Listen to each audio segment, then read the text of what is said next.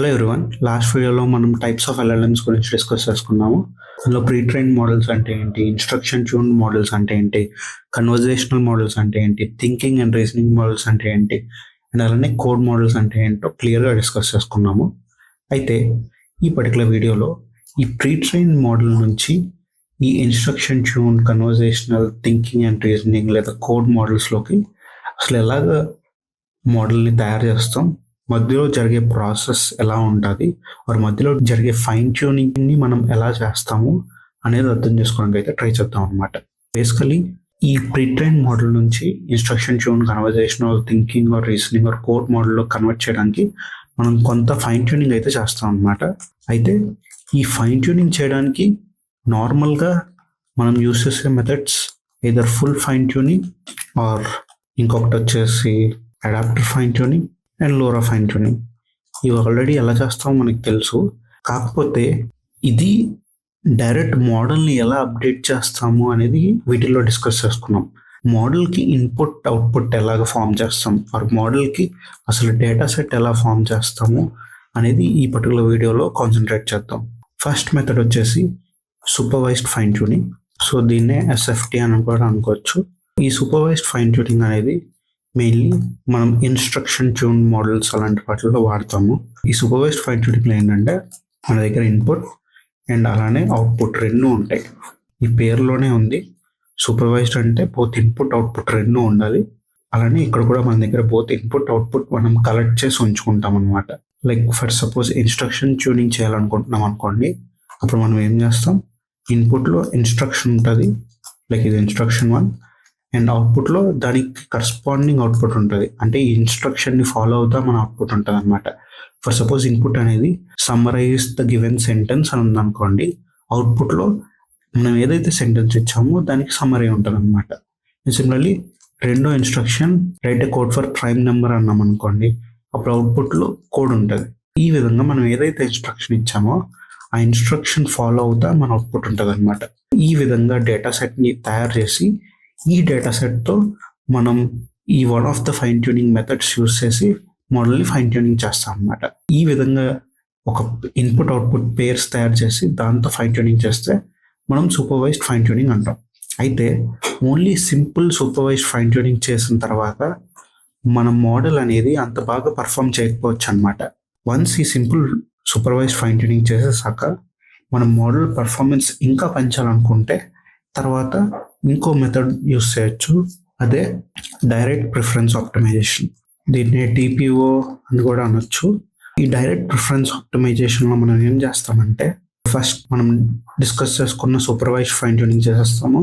Once ఈ supervised fine tuning అయిపోయాక మనం ఏం చేస్తామంటే, మన మోడల్కి ఇన్పుట్ ఇస్తాం. ఇన్పుట్ ఇచ్చి మోడల్ చేత ఫస్ట్ టైం ఒక అవుట్పుట్ జనరేట్ చేపిస్తాం, దాన్ని అవుట్పుట్ 1 అన్నాం. సెకండ్ టైం మళ్ళీ సేమ్ ఇన్పుట్ ఇచ్చి అవుట్పుట్ 2 జనరేట్ చేపిస్తాం, అండ్ అలానే సేమ్ అవుట్పుట్ ఇచ్చి అవుట్పుట్ 3 జనరేట్ చేపిస్తాం. ఇలా మల్టిపుల్ అవుట్పుట్స్ జనరేట్ చేపిస్తాము. లెట్స్ సే 4 అవుట్పుట్స్ జనరేట్ చేపించాం అనుకోండి. ఈ 4 అవుట్పుట్స్కి హ్యూమన్స్ చేత ర్యాంకింగ్ ఇప్పిస్తాం అనమాట, ఆర్ హ్యూమన్స్ చేత reward are penalty ఇప్పిస్తాం.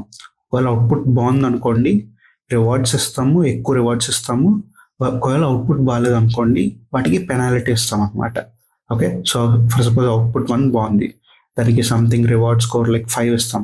And output 2 అస్సలు బాగాలేదు అనుకోండి, అప్పుడు వెరీ తక్కువ రివార్డ్ స్కోర్ కానీ లేదా నెగిటివ్స్లో ఇవ్వడం కానీ అలా చేస్తాం అనమాట. ఈ విధంగా అయితే దానికి సమ్ కైండ్ ఆఫ్ ర్యాంకింగ్ ఇస్తాం మన దగ్గర ఉన్న అవుట్పుట్స్కి.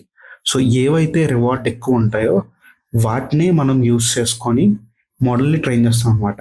ఆర్ మోడల్ని ఎలా ట్రైన్ చేస్తామంటే, ఇలా ఎక్కువ రివార్డ్ ఉన్నవి మనకి ఎక్కువ అవుట్పుట్లో రావాలి, అండ్ ఇలాంటి రివార్డ్ తక్కువ ఉన్నవి అసలు రాకుండా ఉండాలన్నట్టు ట్రైనింగ్ ఇస్తాం అనమాట.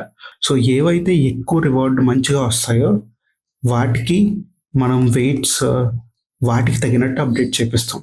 వెరస్ తక్కువ వచ్చినట్లకి అసలు ఇలాంటి అవుట్పుట్స్ రాకుండా మన వెయిట్స్ అనేవి అప్డేట్ చేపిస్తాం అనమాట.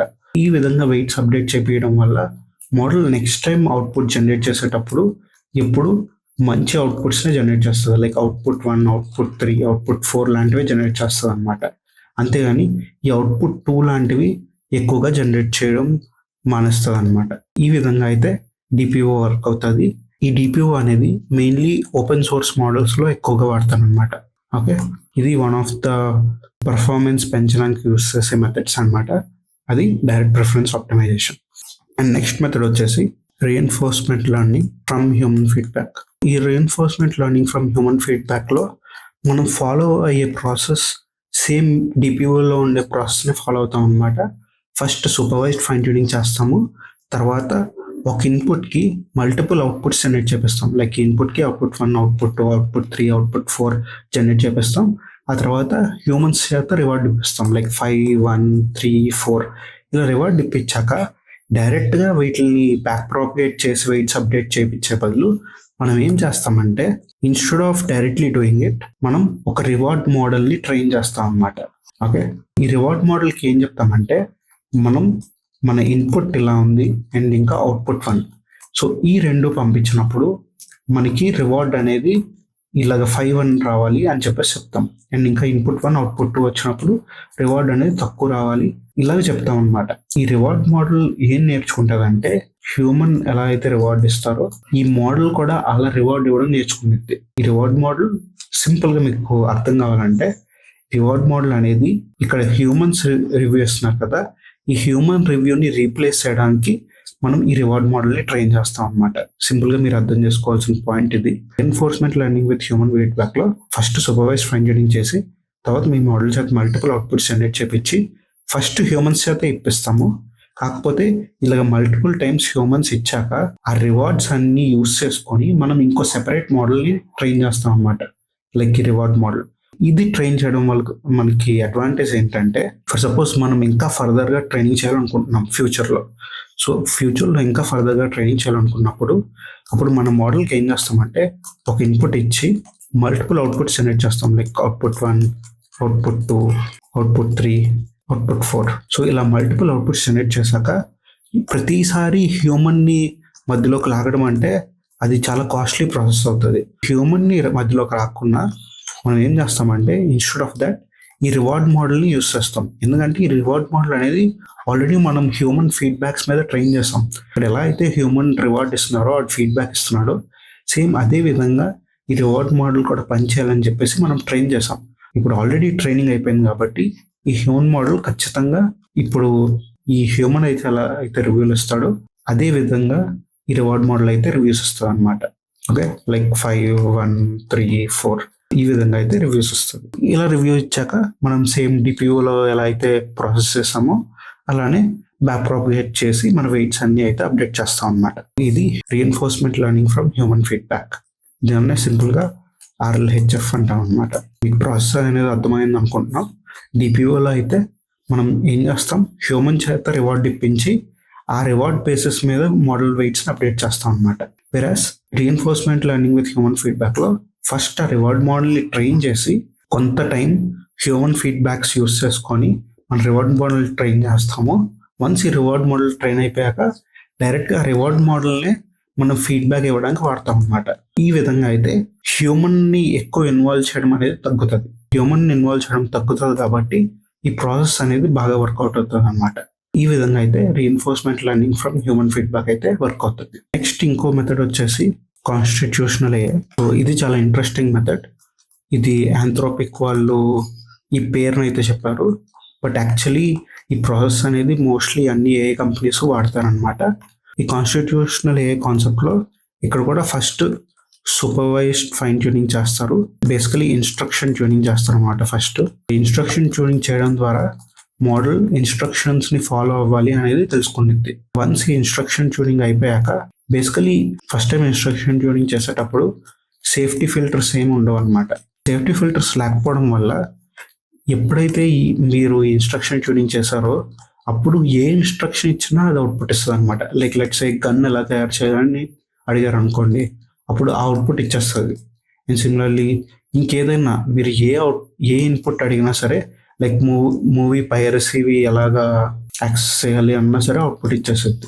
ఇలా ఈ విధంగా మనం ఏ క్వశ్చన్ అడిగినా సరే అది అవుట్పుట్ ఇచ్చేస్తూ ఉంటుంది అనమాట ఇన్స్ట్రక్షన్ ట్యూనింగ్ చేసిన తర్వాత. దాన్నే నో సేఫ్టీ ఫిల్టర్ అంటాం. కానీ మనకి నిజంగా సేఫ్టీ ఫిల్టర్స్ ఉండాలి, లేకపోతే చాలామంది ఏఐని మిస్యూజ్ చేయొచ్చు అనమాట. సో అందుకే మనం ఏం చేస్తామంటే ఈ ఏ కంపెనీస్ ఏం చేశాయంటే కాన్స్టిట్యూషన్ ని రాశాయి. కాన్స్టిట్యూషన్ అంటే సమ్ సెట్ ఆఫ్ రూల్స్ అన్నమాట. ఈ సెట్ ఆఫ్ రూల్స్ లో లైక్ సంథింగ్ లైక్ పైరసీకి సంబంధించినవి ఏమైనా అడిగితే నువ్వు చెప్పొద్దు. అండ్ సిమిలర్లీ ఏదన్నా సెన్సిటివ్ ఇన్ఫర్మేషన్ అడిగితే నువ్వు చెప్పొద్దు. అలాగా మల్టిపుల్ రూల్స్ రాస్తాయి అన్నమాట. ఈ మల్టిపుల్ రూల్స్ రాసిన తర్వాత మనం ఏం చేస్తామంటే సేమ్ రీఎన్ఫోర్స్మెంట్ లెర్నింగ్ లో లాగే ఫస్ట్ ఇన్పుట్ ఇస్తాము. ఇన్పుట్ ఇచ్చిన తర్వాత మల్టిపుల్ అవుట్పుట్స్ జనరేట్ చేపిస్తాం. అవుట్పుట్ 1, అవుట్పుట్ 2, అవుట్పుట్ 3, అవుట్పుట్ 4 ఇలాగ మల్టిపుల్ అవుట్పుట్స్ జనరేట్ చేపిస్తాము. అయితే ఇందులో కొన్ని సేఫ్గా వస్తాయి, అంటే సేఫ్ అవుట్పుట్స్ వస్తాయి, కొన్ని అన్సేఫ్ అవుట్పుట్స్ వస్తాయి. అన్సేఫ్ అవుట్పుట్స్ అంటే కొన్ని డేంజరస్ అవుట్పుట్స్ అనమాట. అంటే మేబీ సెన్సిటివ్ ఇన్ఫర్మేషన్ లీక్ చేయడం కానీ అలాంటివన్నీ చేయొచ్చు అనమాట. ఇలాంటి అన్సేఫ్ అవుట్పుట్స్ అన్ని మనం ఏం చేస్తామంటే ఇవి ఇవ్వకూడదు అని చెప్పేసి మోడల్కి చెప్తాం అనమాట. అది ఎలా చెప్తామంటే ఈ కాన్స్టిట్యూషన్ రూల్స్ ఉన్నాయి కదా, నెక్స్ట్ టైం ఏం చేస్తామంటే ఈ కాన్స్టిట్యూషన్ రూల్స్ కూడా పంపిస్తాం. ఓకే, ఇన్పుట్తో పాటు ఈ కాన్స్టిట్యూషన్ రూల్స్ పంపించి మనం అవుట్పుట్ జనరేట్ చేస్తాం. సో ఈ అవుట్పుట్ 2 ప్లేస్లో మనం ఏం చేస్తాము, ఈ ఇన్పుట్ ప్లస్ కాన్స్టిట్యూషన్ రూల్స్ పంపించిన తర్వాత వచ్చిన అవుట్పుట్ని పెడతాం అనమాట. దాన్ని మనం అవుట్పుట్ 2 అంటాం. అండ్ సిమిలర్లీ ఈ అవుట్పుట్ 4 కూడా అన్సేఫ్ అనుకుందాం. సో ఈ అవుట్పుట్ 4 ప్లేస్లో మనం నెక్స్ట్ ఇలాగ వచ్చిన తర్వాత వచ్చిన సేఫ్ అవుట్పుట్ని పెడతాం అనమాట. డైరెక్ట్గా ఈ అవుట్పుట్ 4 అన్సేఫ్ కాబట్టి దాన్ని మళ్ళీ విత్ రూల్స్ జనరేట్ చేసిన తర్వాత వచ్చిన అవుట్పుట్ని మనం యూస్ చేసుకుంటాం అనమాట. అంటే ఇప్పుడు మన దగ్గర ఇన్పుట్ ఉంది అండ్ ఇంకా అవుట్పుట్ 1, ఇన్పుట్ ఉంది, అవుట్పుట్ 2, ఇన్పుట్ ఉంది, అవుట్పుట్ 3, అండ్ ఇన్పుట్ ఉంది, అవుట్పుట్ 4. సో ఒకే ఇన్పుట్కి 4 డిఫరెంట్ అవుట్పుట్స్ ఉన్నాయి అండ్ ఈ 4 అవుట్పుట్స్ సేఫ్ అవుట్పుట్స్ అనమాట. వెరాస్ స్టార్టింగ్ వితౌట్ సేఫ్టీ ఫిల్టర్స్ చేసినప్పుడు మనకి డైరెక్ట్గా ఇలాగ అన్సేఫ్ అవుట్పుట్స్ రావచ్చు. కాకపోతే ఈ అన్సేఫ్ అవుట్పుట్స్ని ఎలా ఎలిమినేట్ చేస్తున్నామంటే ఈ మోడల్కి అలాంగ్ విత్ ఇన్పుట్ రూల్స్ కూడా పంపిస్తున్నాం. ఇప్పుడు రూల్స్ కూడా అర్థం చేసుకోగలదు, ఎందుకంటే ఇది instruction tune model. So instruction tune model మనం ఏవైతే ఇన్పుట్లో ఇన్స్ట్రక్షన్స్ ఇస్తున్నామో ఆ ఇన్స్ట్రక్షన్స్ అన్ని ఫాలో అవ్వగలదు. కాబట్టి ఈ ఇన్పుట్ ప్లస్ రూల్స్ ఇచ్చినప్పుడు ఆ రూల్స్ ఫాలో అవుతా మనకి అవుట్పుట్ అయితే జనరేట్ చేయగలదు అనమాట. వన్స్ మనకి సేఫ్ అవుట్పుట్స్ వచ్చాక ఇలాంటి పేర్స్ అంటే ఇన్పుట్ అండ్ ఇంకా అవుట్పుట్ పేర్స్ అన్ని యూస్ చేసుకొని మనం మళ్ళీ సూపర్వైజ్డ్ ఫైన్ ట్యూనింగ్ చేస్తాం. సో ఇలా సూపర్వైజ్డ్ ఫైన్ ట్యూనింగ్ చేసిన తర్వాత మీ మోడల్ నుంచి వచ్చే outputs most of the times safe outputs వస్తాయి అన్నమాట. ఓకే, ఈ విధంగా అయితే సూపర్వైజ్డ్ ఫైన్ ట్యూనింగ్ 2 times చేసి మీ మోడల్ అవుట్పుట్స్ అనేవి సేఫ్ చేస్తాం అనమాట. అండ్ ఆ తర్వాత మనం RLHF చూసాం కదా. సో RLHFలో ఫస్ట్ రివార్డ్ మోడల్ని ట్రైన్ చేసి ఆ తర్వాత ఈ రివార్డ్ మోడల్కి రివార్డ్స్ ఇవ్వడానికి యూస్ చేస్తాం అనమాట. ఆ మోడల్కి ఫీడ్బ్యాక్ ఇవ్వడానికి యూస్ చేస్తాం. ఇది మనం RLHFలో చేస్తాము. ప్లస్ కాన్స్టిట్యూషనల్ ఏఐలో RLAI అనేది వాడతారనమాట. సో RLAI అంటే సింపుల్గా ఏం చేస్తారంటే ఫస్ట్ మన మోడల్ తీసుకొని మన మోడల్కి ఇప్పుడు అర్థం చేసుకోండి. ఇప్పుడు మన మోడల్ అంటే already 2 times supervise fine tuning అయిపోయింది. ఒకసారి సూపర్వైజ్ ఫైన్ ట్యూనింగ్ చేసేటప్పుడు మెయిన్లీ ఇన్స్ట్రక్షన్ ట్యూనింగ్ చేస్తారు. ఇన్స్ట్రక్షన్ ట్యూనింగ్ చేసిన తర్వాత ఇలా మల్టిపుల్ అవుట్పుట్స్ ఎలిమినేట్ చేస్తారు. ఇందులో అన్సేఫ్ అవుట్పుట్స్ని ఎలిమినేట్ చేసేస్తారు. ఎలిమినేట్ చేసి డేటా సెట్ ఫామ్ చేస్తారు. అండ్ వన్స్ ఈ డేటా సెట్ ఫామ్ అయ్యాక మళ్ళీ సూపర్వైజ్ ఫైన్ ట్యూనింగ్ యూస్ చేసి ఇన్స్ట్రక్షన్ ట్యూనింగ్ చేస్తారు. ఇలాగ మళ్ళీ ఇన్స్ట్రక్షన్ ట్యూనింగ్ చేయడం వల్ల ఈ ఇన్స్ట్రక్షన్ ట్యూన్ మోడల్ అనేది ఎప్పుడు సేఫ్ అవుట్పుట్స్నే ఆల్మోస్ట్ ఇస్తుంది అనమాట. కానీ కొన్నిసార్లు బ్యాడ్ అవుట్పుట్స్ రావచ్చు. Maybe safety concerns or safety reasons అన్ని ప్రాపర్గా ఫాలో అవుతుండొచ్చు. కాకపోతే బ్యాడ్ అవుట్పుట్స్ అయితే రావచ్చు అనమాట. దాన్ని మనం ఎలిమినేట్ చేయడానికి RLAI వాడతాం అనమాట. Reinforcement learning from AI. అంటే ఇక్కడ ఫస్ట్ మోడల్కి ఇన్పుట్ ఇచ్చి తర్వాత అవుట్పుట్ ఇస్తాము. అలా మల్టిపుల్ అవుట్పుట్స్ వచ్చాక మనం ఏం చేస్తాము, ఈ రివార్డ్ ఇవ్వడానికి డైరెక్ట్గా మనం ఈ AI మోడల్నే వాడతాం అనమాట. ఈ AI మోడల్కి ఆల్రెడీ ఫుల్ అప్పటికే మంచి క్లారిటీ ఉంది రూల్స్ మీద క్లారిటీ ఉంది అండ్ ఇన్స్ట్రక్షన్ కూడా ప్రాపర్గా ఫాలో అవుతుంది. కాబట్టి డైరెక్ట్గా మన దగ్గర ఉన్న మోడల్ని రివార్డ్ ఇవ్వడానికి కూడా వాడతాం. సో ఇలా రివార్డ్ ఇవ్వడానికి కూడా వాడినప్పుడు ఏం చేస్తుంది, వీటికి ప్రాపర్గా రివార్డింగ్ కూడా ఇస్తుంది అనమాట. దీనికి ఎంత రివార్డు, దీనికి ఎంత రివార్డు, దీనికి ఎంత రివార్డు, దీనికి ఎంత రివార్డు అని చెప్పి ఆ రివార్డ్ బేసిస్ మీద మనం బ్యాక్ ప్రాపగేట్ చేసి మోడల్ని అయితే అప్డేట్ చేస్తాం అనమాట. ఇది కాన్స్టిట్యూషనల్ AI. ఇది one of the important concepts. That's it for this video. Thank you everyone. Bye bye.